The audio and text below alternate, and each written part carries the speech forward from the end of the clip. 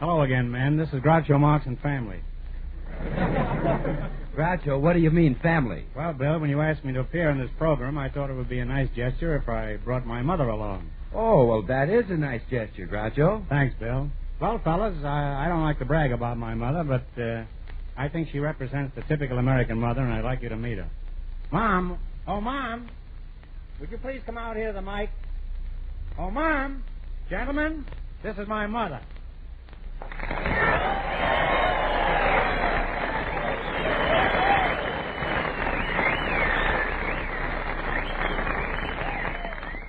Gentlemen, this is my mother, Mrs. Betty Grable Marx. Betty, I mean Mom. Mom is blushing. It's been many years since the fellows whistled at her. Hello, everybody. It's awfully nice to be here. Mom, I'd like you to meet our announcer, Bill Wolf Goodwin. My, what a cute little fellow. Oh, please, Miss Grable, put me down.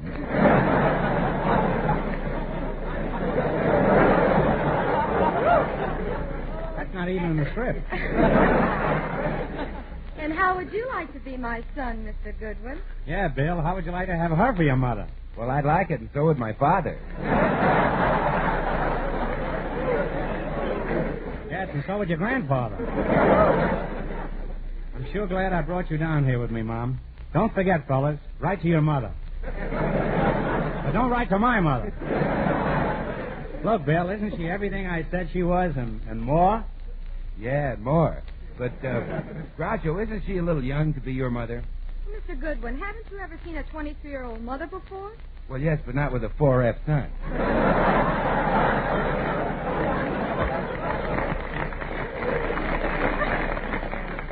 I'm really a 5G.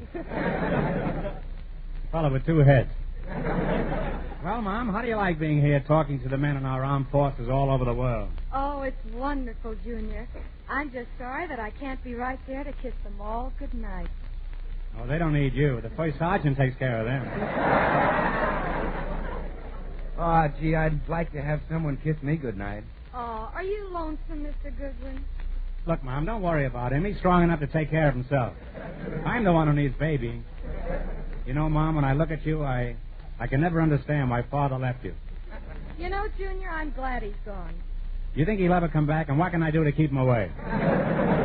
Well, why did he leave in the first place? Well, I don't know. You see, right after I adopted Groucho, my husband became insanely jealous. Yes, and for nothing at all. It all started one day when he walked into my nursery and overheard me telling Mumsy to take out more insurance on him.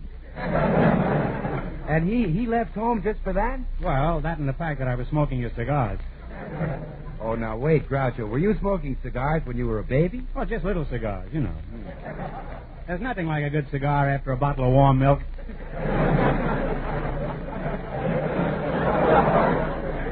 I used to love to drink my milk and then curdle up in my mother's lap. Oh, now, isn't that silly? Imagine my husband being jealous of a little baby like Groucho. Well, Mom, maybe it's best that he left. After all, he did worry you a lot. Why, overnight your hair turned prematurely blonde. Groucho, I'd like to adopt Bill Goodwin. You do a thing like that and I'll leave home. And I'll take you with me. Now, Groucho, I'd love to be alone with you for a few minutes. Betty, what woman wouldn't? I took an awful chance with that line. Groucho, do you think we could get rid of BILLGOODWIN? Oh, that's easy. Listen, Bill, if you leave us alone for a few minutes, I'll buy you some ICEKREAM. Oh, all right, I'll go. You don't have to bribe me with cigars. Well, that takes care of him. Now, Betty, what's on your mind? I know what's on mine.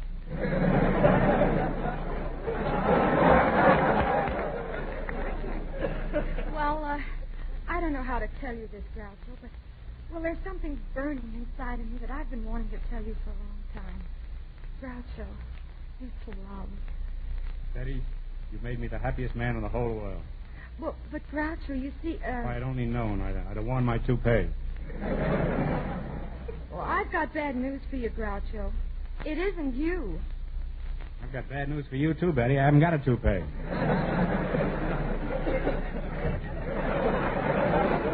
That's a funny switch, huh? You know, you're sort of a legendary character, and I understand an expert on love. I'm a Vine Street Casanova. Well, Betty, I should be an expert on love. I roomed with Tommy Manville for 3 years. The room must have been awfully crowded. There's an answer to that, but I can't use it.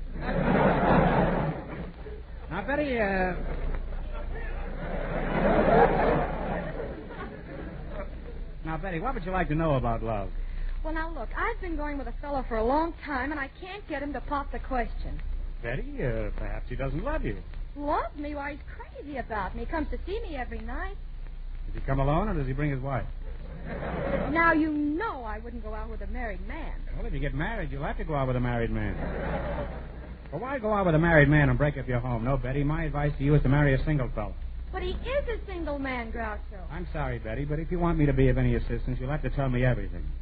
Now, why don't you take me through a typical evening at home with your boyfriend? Tell me everything. Well, all right. Now, let's see. At 8 o'clock, our doorbell rings.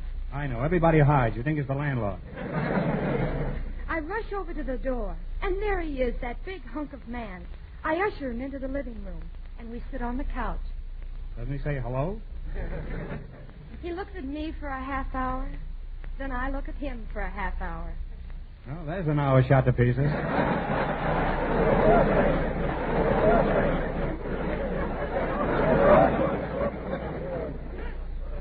Now what happens? Well, after that, he tells me all the things he's been doing at the office during the day. There goes another hour. Now, during this dreary palaver, does he have his arm around you? No, he can't. My father is sitting on the couch. That shouldn't stop him from putting his arm around you. But Father is sitting between us. Where's your mother? Oh, well, she went with my brother over to his girl's house.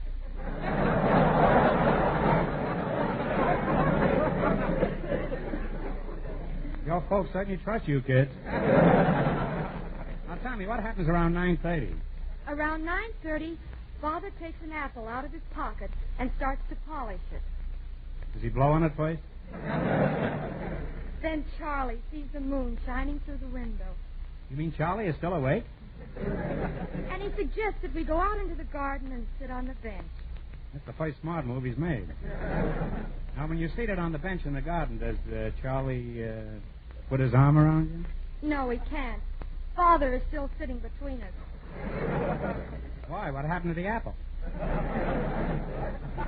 But Charlie and I just love it there in the garden. It's so peaceful and quiet.